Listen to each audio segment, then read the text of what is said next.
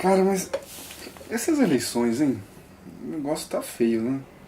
Tá feio, né? Tá acirrada a coisa, tá complicado. Não, pô, o negócio chegou ao nível da facada, né? Já tá nego levando facada por aí, é impressionante.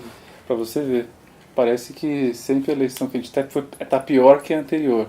Cara, mas será que sempre foi assim? De todas as eleições do Brasil? Toda hora, parece que toda hora vai piorando, vai piorando. Mas você sabe desde quando tem eleição no Brasil?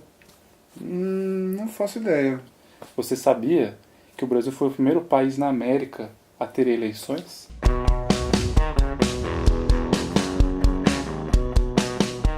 Olá, povo brasileiro, eu sou o Murilo Eu sou o Bié. e esse é o Retrovisor, seu canal de história no YouTube, no Facebook, no Instagram. Em qualquer lugar que você assista. Tá bom, Bia, mas como que foi essa história dessa eleição aí? Foi a primeira eleição da América Latina? Foi no Brasil? Não, da América. A da América? Sabe os Estados Unidos? Sim. Ficou pra trás. Não é possível, não acredito nisso. Isso é pra não dizer que a gente defende americano aqui nesse canal. Se caso alguém tenha ficado com essa impressão aí, que época exatamente é isso? Olha, a gente pode dizer que a primeira eleição no Brasil foi na época colonial, embora ainda não pudéssemos chamar este território de Brasil. Era a América Portuguesa. Se a gente contar a primeira eleição do Brasil independente, a gente vai falar de uma outra eleição.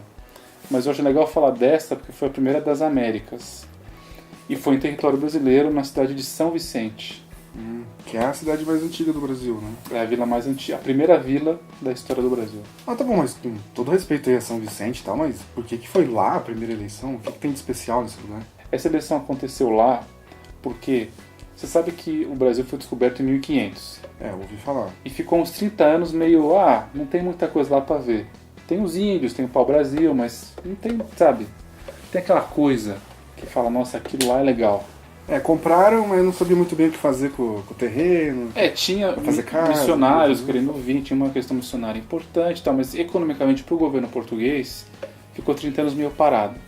Até começou-se uma história de que na América Espanhola, na região do Rio da Prata, estava rolando descoberta de ouro, que poderia ter ali uma lenda sobre muitos tesouros, pedras preciosas que você via na paisagem, brotavam da terra.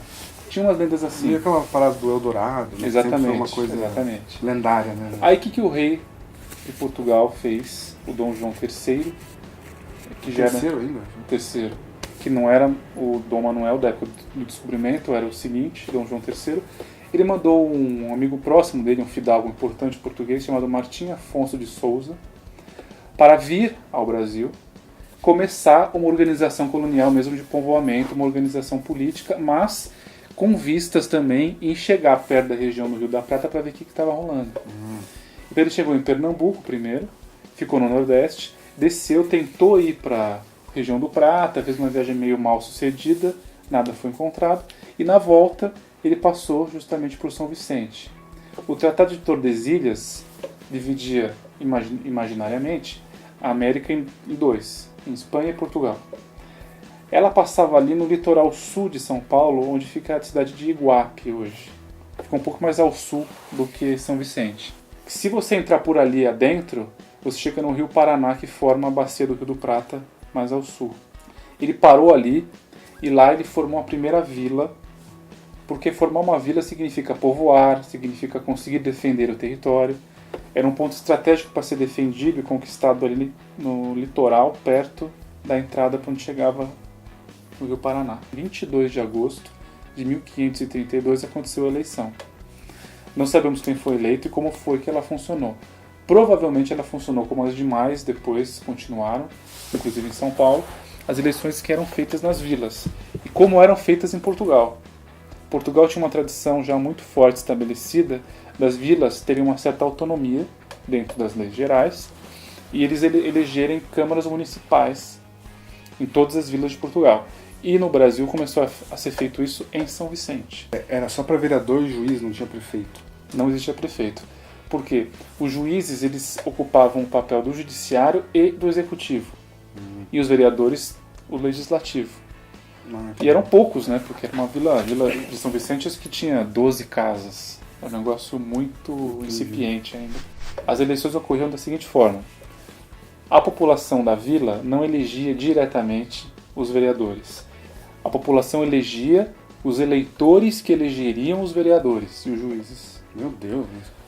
Como é que funcionava?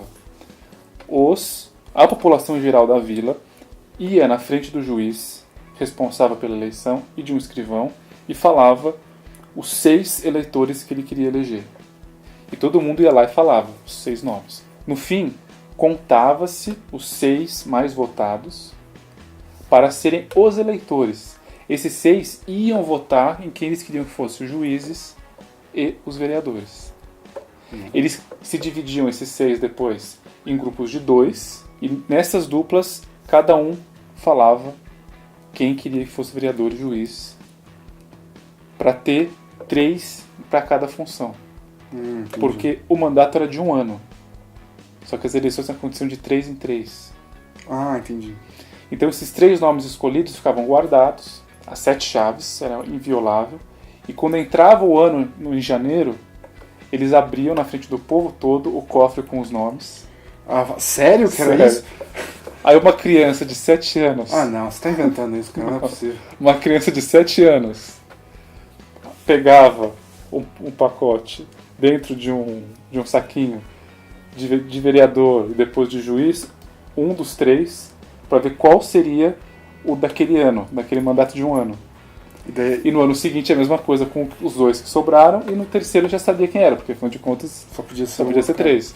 E aí depois de 3 anos aconteciam novas eleições. Caramba, velho, mas isso é muito mais divertido. É muito mais legal. É muito mais legal.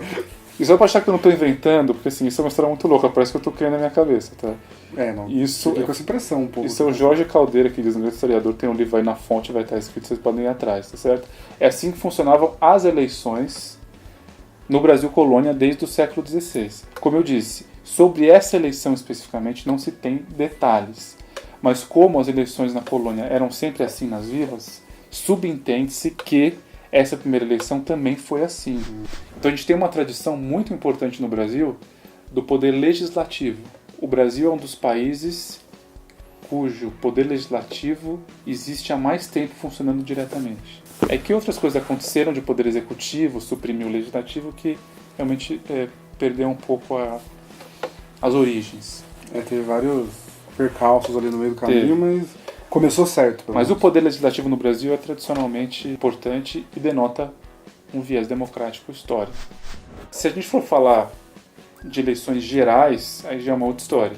A gente está falando de uma eleição na vila de São Vicente, que acontecia em outras vilas, inclusive em São Paulo. Mas a primeira vez que houve eleições gerais no Brasil foi quando houve, como todo mundo já sabe, a Revolução Liberal do Porto. Claro, exatamente. A grande Revolução Liberal do Que Porto. todo mundo já sabe como é que funcionou. Não precisa falar nada a respeito disso, porque todo mundo sabe de cor e salteado. Que foi, digamos assim... Tinha aquele cara lá... Que daquele jeito, né? Isso, lá no Porto. Exatamente. Falou, vamos acabar com isso. Exatamente. Tem que ser liberal. Isso. Mais ou menos foi uma revolução liberal que acabava com a monarquia absoluta e queria estabelecer uma monarquia constitucional.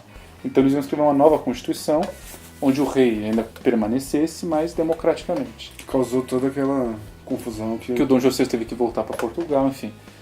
O que aconteceu? Como o Brasil era um território português na América, então o Brasil teve que eleger em cada uma das suas capitanias os seus representantes, seus deputados nas cortes. E aí as eleições aconteceram da mesma forma, só que foram cada vez em graus diferentes. Então cada vila elegia os seus representantes nesse sistema, depois eles iam para a capital. Cada eleito de cada vila ia para a capital da capitania para eleger daí os seus representantes. Alguns estados como Minas, por exemplo, não deu tempo. Demorou tanto o processo que quando eles conseguiram, o Brasil já estava independente. Mas e com o Brasil já independente? Qual foi a primeira eleição? Quando teve? Foi justamente a eleição para eleger a Assembleia Constituinte. Os deputados queriam fazer a Constituição de 1824. Que também foi eleito por capitania, enfim. Só que, no fim das contas, não foi usado, porque o Dom Pedro I fechou a Constituinte e escreveu ele mesmo com o pessoal a sua Constituição. Esse Dom Pedro era um tirano. Que depois, diga-se de passagem, também fazer justiça, né? Depois que a Constituição foi escrita por ele e pelos seus, ela passou por todas as paróquias do Brasil. Ela foi aprovada em paróquia por paróquia. Caramba, mas alguém podia reprovar na paróquia? Então, essa é a questão que fica no ar. Podia, Não sei. Ou era mais uma, olha aí a Constituição. Podemos Só dá uma assinada aí. fazer um vídeo sobre isso. Sai de casa, sabia que a primeira eleição do Brasil foi em 1532? E foi a primeira eleição das Américas. Olha, antes dos Estados Unidos ainda, isso eu achei impressionante. Mas então é isso. Quando quiser checar a história, dá uma olhada no retrovisor. Mas essa criança de 7 anos, saía de onde? Era uma criança aleatória, assim? Tipo, eu tinha que fazer a eleição da criança? Não, acho que era meio tipo a criança que tivesse. Era meio uma coisa, as mães da cidade falavam, não, eu quero que meu filho escolha o vereador esse ano. Não, isso Não tem muito registro sobre essa não faço, função da criança. eu não faço a menor ideia de como era escolhida essa criança.